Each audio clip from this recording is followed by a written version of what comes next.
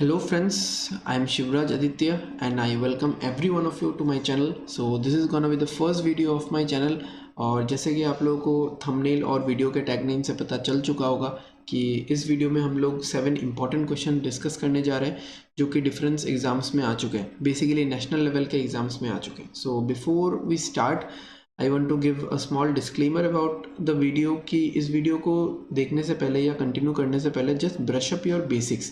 एक moderate level of basics का ज़रूरत पड़ेगा आपको इस वीडियो के सोल्यूशंस को समझने के लिए. I know this is gonna be a bit tough for the beginners but this is how it is. Actually हुआ यूँ कि मैंने इनिशियली सोचा कि हर एक चैप्टर का डिटेल कंसेप्चुअल वीडियो बनाया जाए, देन क्वेश्चन सॉल्व करवाया जाए.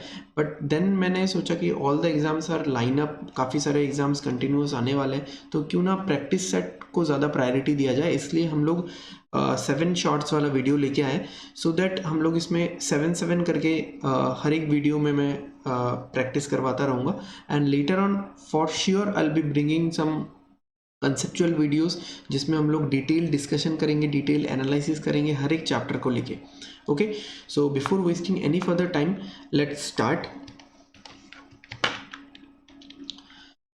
So this is the first question in front of you guys. A person can complete a job in 120 days. He works alone on day 1. On day 2 he is joined by another person who also can complete the job in exactly 120 days. Okay, on day 3 they are joined by another person of equal efficiency. Like this, every day a new person with the same efficiency joins the work. How many days are required to complete the job. So बहुत ही अच्छे level का question है. इसमें मैंने options नहीं दिया क्योंकि ये क्वेश्चन कैट का है. ठीक है, कैट और बहुत सारे मैनेजमेंट एग्जाम्स में आ चुका है. सो ये एक टीटा टाइप का क्वेश्चन था. जिनको पता नहीं उनके लिए बोल देता हूँ, TITA टीटा टाइप का क्वेश्चन. उन क्वेश्चन को बोला जाता है कि टाइप इन द आंसर. ठीक है, टाइप इन द आंसर. सो जिसमें ऑप्शंस नहीं दिया जाता. सो स्टार्ट करते हैं इसको. जैसे मान लो कि आप 1 मैन डे अगर पकड़ते हो, 1 मैन डे, तो we have 120 man days. We have 120 man days. ठीक है, मतलब अगर मैं मानूं कि एक कोई भी जो मैन काम कर रहा है, ठीक है, तो एफिशिएंसी ऑफ दैट मैन, वैसे तो ये सारा चीज़ मैं दिमाग में ही कर रहा हूँ. ठीक है, मैं दिमाग में सॉल्व कर सकता हूँ. ठीक है, काफ़ी हद तक, बट मैं अपना थॉट प्रोसेस बताने के लिए यहाँ पे लिख रहा हूँ. सो efficiency of a man. तो यहाँ पे मैं अगर 1 मान लूँ तो जैसे फर्स्ट डे क्या हो रहा है, फर्स्ट डे वो इंसान कितने काम कर रहा है, 1 यूनिट ऑफ काम कर रहा है. ओके, सेकेंड दिन एक इंसान 1 यूनिट ऑफ काम कर रहा है बट उसके साथ और एक इंसान ज्वाइन कर चुका है तो वो 2 यूनिट ऑफ काम हो रहा है second day. Third day 3 units of काम हो रहा है. तो ऐसा करते करते हमको 120 मैन डेज तक पहुंचना है, यानी 120 यूनिट्स ऑफ काम करना है. ठीक है, 120 यूनिट्स ऑफ काम करना है. तो जैसे कि हमको पता है कि सम ऑफ नेचुरल नंबर्स क्या होता है, n इंटू एन प्लस 1/2. ठीक है, तो यहाँ पे नेचुरल नंबर्स ही है और मुझे पहुँचना है 120 तक. तो अब n के बदले क्या बिठा सकते हैं हम लोग. So n into n plus 1 will become 240. तो आप सोचो कि n यहाँ पे ऐसा क्या वैल्यू होगा, n यहाँ पे ऐसा क्या वैल्यू होगा, so that n into n plus 1 240 है. तो आप इसको स्क्वायर में सोच सकते हो. जैसे n इंटू एन प्लस 1 नहीं सोच के आप सोच सकते हो कि n स्क्वायर इक्वल टू 240. तो n स्क्वायर इक्वल टू 240 मतलब आपके माइंड में आएगा कि कहीं ना कहीं पे 15 स्क्वायर 225 होता है. ठीक है, तो अगर मैं इसको 15 मानता हूँ, ठीक है, तो ये वाला पार्ट आ जाएगा 16. तो 15 इंटू 16 आप चेक करके भी देख सकते हो, दिस इज 240. ठीक है, तो नंबर ऑफ पर्सन्स जो यहाँ पे, या नंबर ऑफ डेज बेसिकली आप बोल सकते हो. ठीक है, नंबर ऑफ पर्सन्स आ गया 15 या नंबर ऑफ डेज. ठीक है, मतलब 15th डे में 15 लोग काम कर रहे थे. That is the thing. तो how many days are required to complete the job, 15 days. Okay, so चलिए नेक्स्ट क्वेश्चन पे चलते हैं. ओके, ये भी एक अच्छा क्वेश्चन है. If the seller gives a discount of 15% on retail price, she still makes a profit of 2%. Okay, very good. Which of the following ensures that she makes a profit of 20%? Okay, तो इसको जो solve करने का मेरा तरीका है, मैं basics तो इतना डिस्कस नहीं कर सकता एज बिकॉज ये सारा प्रैक्टिस वीडियो है, प्रैक्टिस क्वेश्चंस है, फिर भी मैं थोड़ा थोड़ा कुछ फॉर्मूलाइज कुछ बताते रहूँगा बीच बीच में। So CP is to MP, mark price, ठीक है। डिस्काउंट क्योंकि मार्क प्राइस पे ही लगता है, ठीक है, ये बेसिक सा कंसेप्ट है। तो 100 minus discount percent is to 100 plus profit percent. तो ये वाला फॉर्मूला हम लोग यूज़ करते हैं, कंसेप्ट, ये वाला कंसेप्ट हम लोग यूज़ करते हैं। तो 100 माइनस डिस्काउंट यहाँ पे हो गया 85 इज टू 100 प्लस P, यहाँ पे हो गया 102। तो अभी अगर मैं कट करता हूँ तो देखते हैं कितना आता है। 17 से 5 बार चला जाएगा, ये 17 से 6 बार चला जाएगा, तो 5:6 हो गया। अब मुझे चाहिए कि प्रॉफिट जब अगर मुझे 20% हो, प्रॉफिट जब 20% हो रहा हो, तब डिस्काउंट कितना देना पड़े। तो प्रॉफिट 20% मतलब क्या, इस MP वाले साइड में मुझे 120 चाहिए। समझ में आ रहा है ना? देखो प्रॉफिट 2% था तो 102 हो गया, प्रॉफिट 20% है तो यहाँ पे मुझे 120 चाहिए।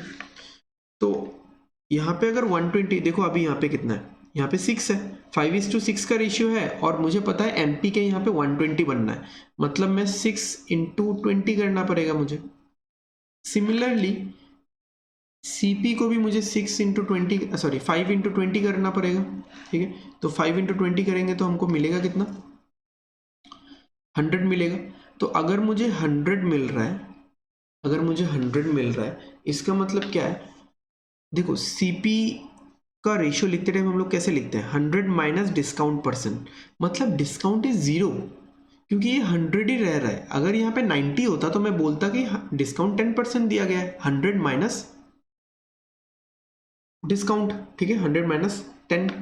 Getting my point?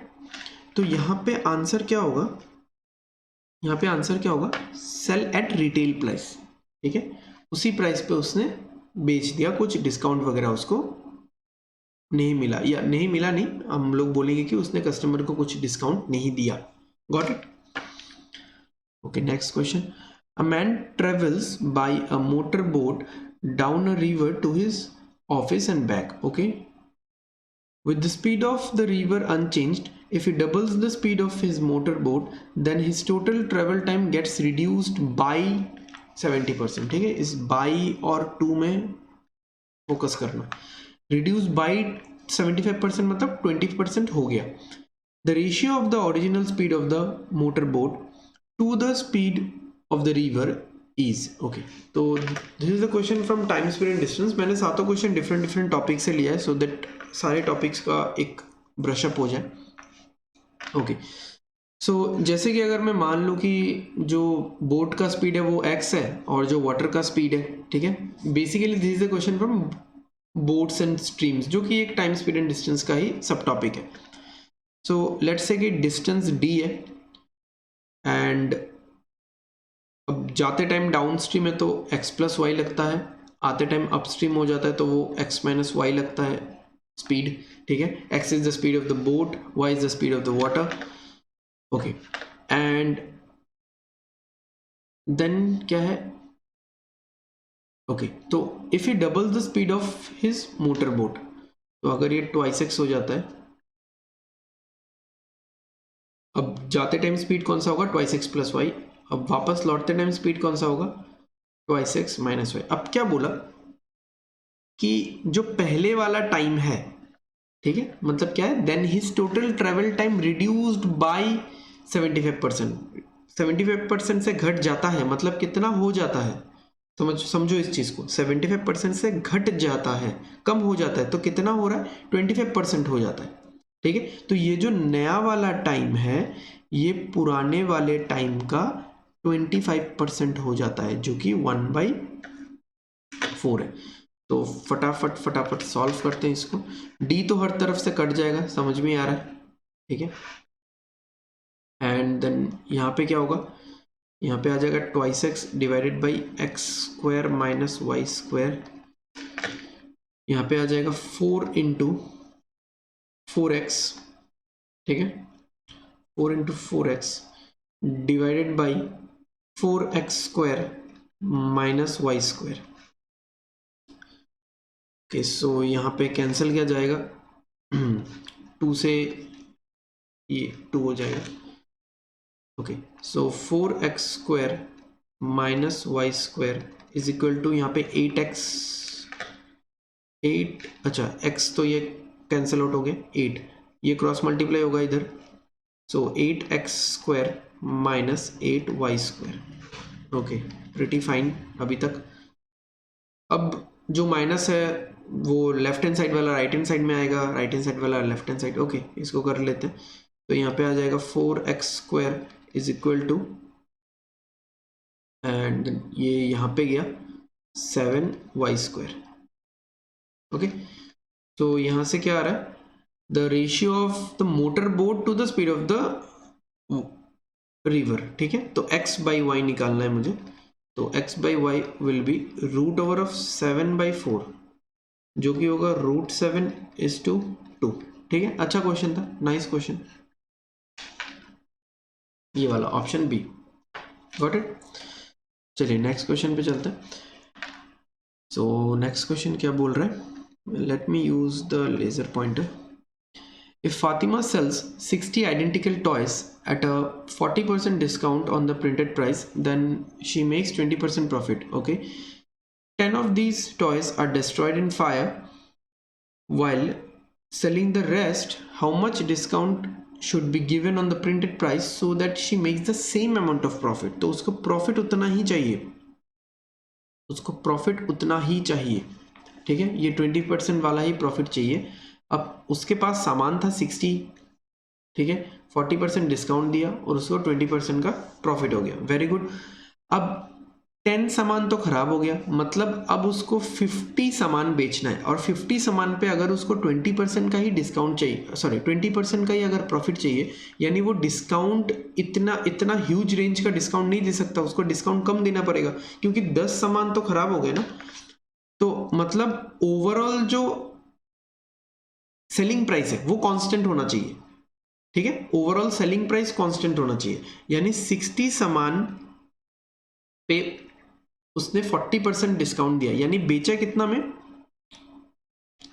0.6, 60%, this is 60%। 40% discount दिया तो डिस्काउंट किस पे आधारित होता है, डिस्काउंट होता है मार्क प्राइस पे कैलकुलेट। ठीक है, तो 40% of the mark price is the discount. तो सेलिंग प्राइस क्या हो गया 60%, तो 60 आइडेंटिकल टॉयज इंटू 0.6, तो 10 खराब हो गया, तो 50 इंटू कितना होगा, इंटू कितना होगा, मैंने यहाँ पे x लिख दिया। तो दिस इज प्रिटी सिंपल। ठीक है, तो यहाँ पे क्या आ जाएगा 36 डिवाइडेड बाई 50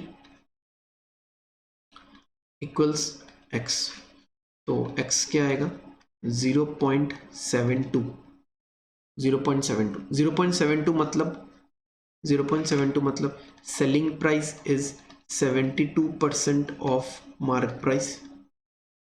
हमने सेलिंग प्राइस को इक्वल किया, सेलिंग प्राइस इक्वल होना चाहिए।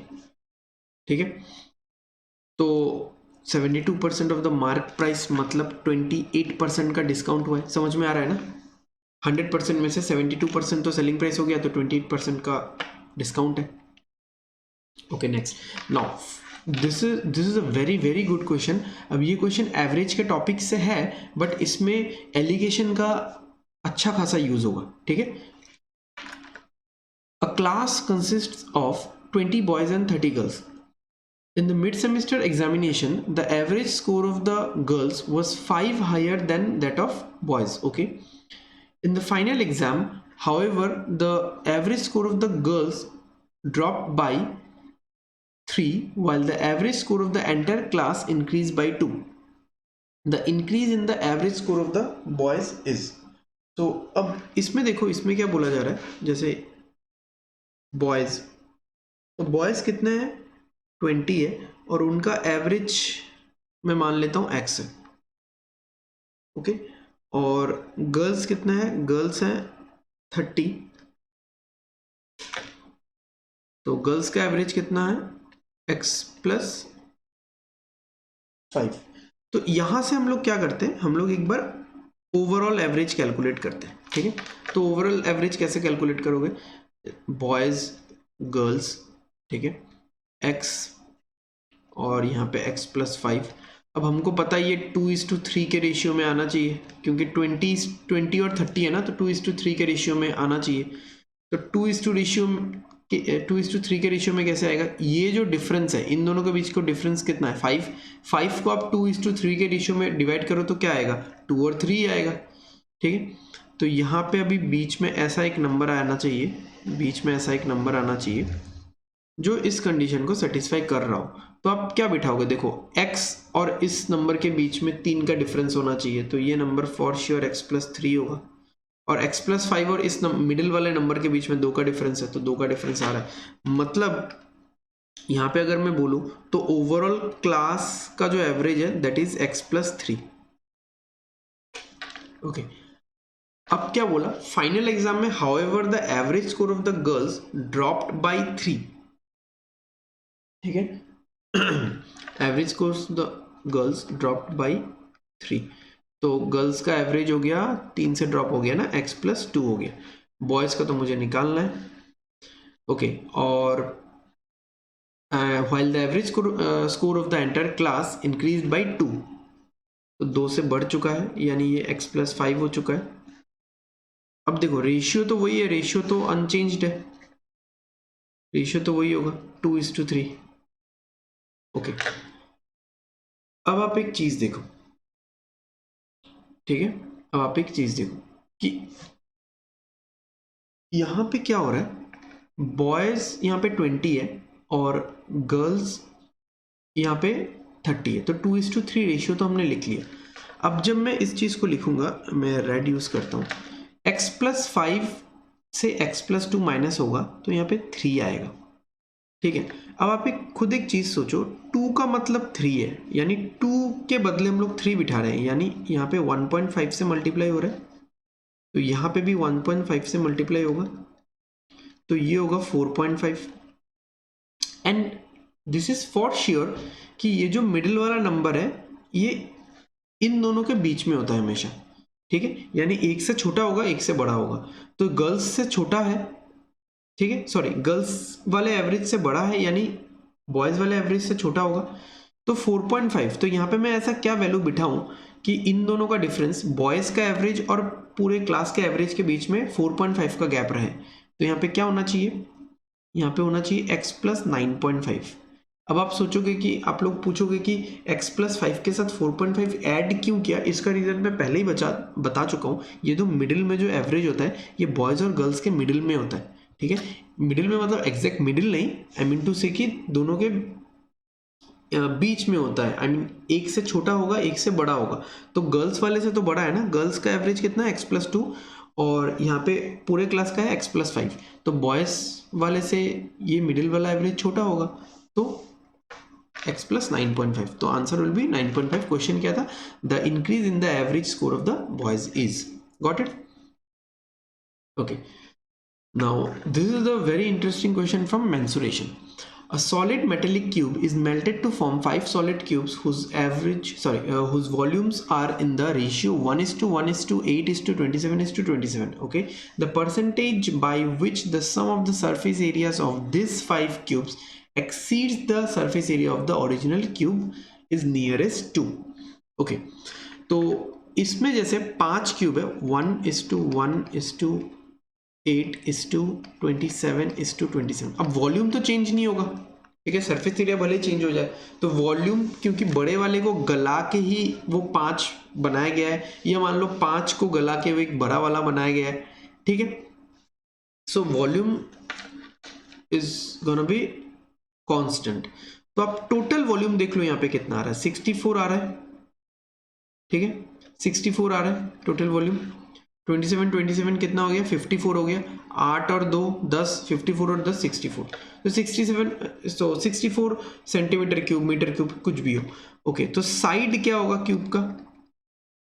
साइड क्या होगा? साइड होगा 4। ओके, तो सरफेस एरिया क्या होगा?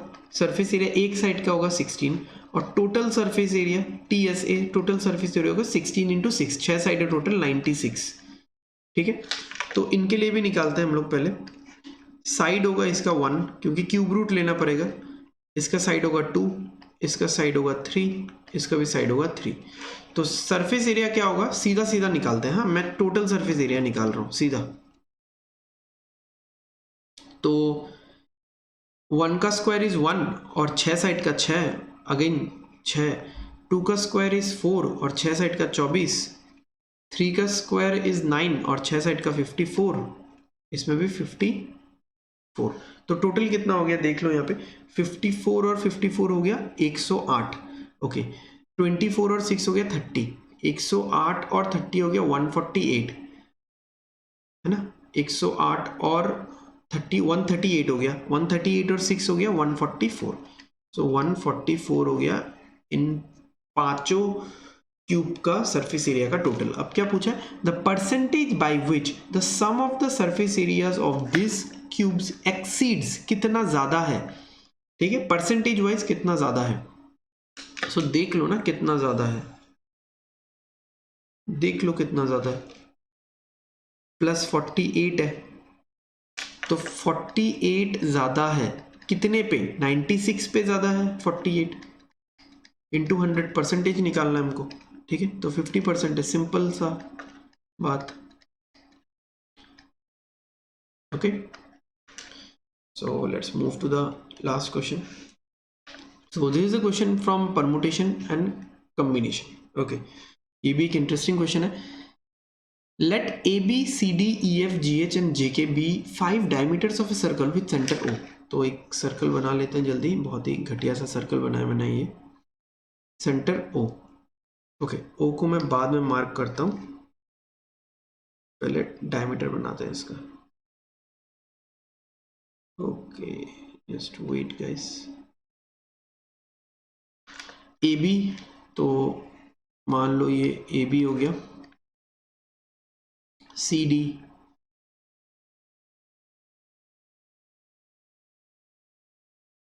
and then EF,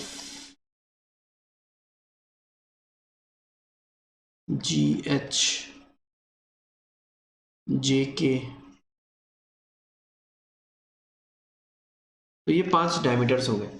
In how many ways can 3 points be chosen out of A, B, C, D, E, F, G जो भी है, and O भी शामिल है इसमें, so as to form a triangle। अब आप खुद सोचो, ट्राइंगल के लिए मुझे 3 पॉइंट चाहिए, बेसिकली 3 लाइंस चाहिए, ठीक है, 3 लाइंस या 3 पॉइंट्स, जैसे भी समझो आप इस चीज को। ओके, तो मेरे पास टोटल कितने पॉइंट्स हैं, देखो 1 2 3 4 5 डायमीटर है, और डायमीटर 2 पॉइंट से बना हुआ है, तो यहाँ पे 10 पॉइंट हो गया, और मेरे पास O भी है। तो अब मैं O को बना देता हूँ, ये रहा O। तो दो तरीके से आप सोच सकते हो इसको, ठीक है, दो तरीके से सोच सकते हो।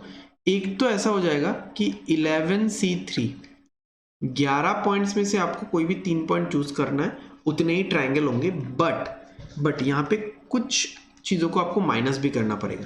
जैसे ऐसे कौन से 3 पॉइंट्स हैं जिनको मैं चूज करूंगा तो ट्राइंगल नहीं बनेगा, तो कौन से पॉइंट्स हैं, ये डायमीटर वाले पॉइंट्स, जैसे AOB, COD, GOH, JOK, EOF, ठीक है। तो ऐसे 5 है, इसको कैलकुलेट करो, आगे आंसर तो क्या होगा, 11 इंटू 10 इंटू 9 इंटू 8 फैक्टोरियल, वो तो कट जाएगा, नीचे 3 फैक्टोरियल है तो 3 इंटू 2 इंटू 1 और साथ में 8 फैक्टोरियल।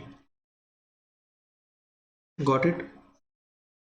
तो ये कट गया इससे 3 बार, ये 2 कट गया इससे 5 बार, 15, तो आ जाएगा यहाँ पे 165।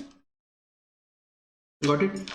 या फिर आप ऐसे भी सोच सकते हो कि 10 पॉइंट्स में से, मतलब जो डायमीटर के 10 पॉइंट्स हैं, 10 पॉइंट्स में से आपने 3 पॉइंट सिलेक्ट किया, ठीक है, और फिर जो बाकी जो पॉइंट्स हैं, जैसे बाकी एक O वाला पॉइंट बच गया, तो O को फिक्स रख के, ठीक है, O को फिक्स करके आपने बाकी पॉइंट सिलेक्ट किया, एंड उससे आप 5 माइनस कर रहे हो, ठीक है। You are getting my point ना, कि जैसे मान लो आपने O लिया नहीं, ठीक है, जैसे आप ट्राइंगल ऐसे बना रहे हो, तो इन तीनों पॉइंट्स को मैंने जोड़ा और एक ट्राइंगल बनाया, ठीक है। तो और फिर आप बाद में O को फिक्स करके बाकी सारे पॉइंट्स को ले रहे हो, तो 10 में से 3 पॉइंट्स तो आ रहे हैं, उसके बाद आपको क्या करना है, 10 में से 2 ही पॉइंट लेना है क्योंकि O तो फिक्स है, और फिर 5 माइनस करना है, ठीक है। तो यहाँ पे क्या होगा, जैसे 10 इंटू 9 इंटू 8, 7 फैक्टोरियल तो कट जाएगा, बाई 3 फैक्टोरियल 6 हो गया, प्लस 10 इंटू 9 हो गया, 8 फैक्टोरियल कट गया और 2 हो गया, और माइनस में वही जो 5 माइनस होना है, तो 6 से ये पूरा 90 कटा 15, तो यहाँ पे हो गया 120, प्लस ये गया 5, अच्छा मैंने यहाँ पे 5 माइनस नहीं किया था, सॉरी, ये जो 5 है ना, ये 5 मैंने माइनस नहीं किया था, फाइनल आंसर 160 होगा। ओके, ये हो गया 5 और ये 45 माइनस 5, तो 160, ठीक है। तो इसमें क्या किया हमने, डायमीटर के 10 पॉइंट्स में से 3 पॉइंट सिलेक्ट किया, वैसे हमने ट्राइंगल बनाया, उसके बाद हमने O को फिक्स करके फिर O के साथ हर 2 पॉइंट को सिलेक्ट किया, 10 में से 2 पॉइंट को, और वो जो -5 है वो तो फिक्स है, ठीक है। AOB ये इससे ट्राइंगल नहीं बन सकता, COD इससे ट्राइंगल नहीं बन सकता, GOH इससे ट्राइंगल नहीं बन सकता, JOK इससे ट्राइंगल नहीं बन सकता, एंड देन EOF इससे ट्राइंगल नहीं बन सकता, ओके। तो आई होप समझ में आया होगा ये वाला। So this is the end of the first video. तो आप सबको पसंद आया होगा, पसंद आया तो आप लाइक कर सकते हो एंड कमेंट भी कर सकते हो। सो मिलते हैं with part 2 of 7 shorts, okay.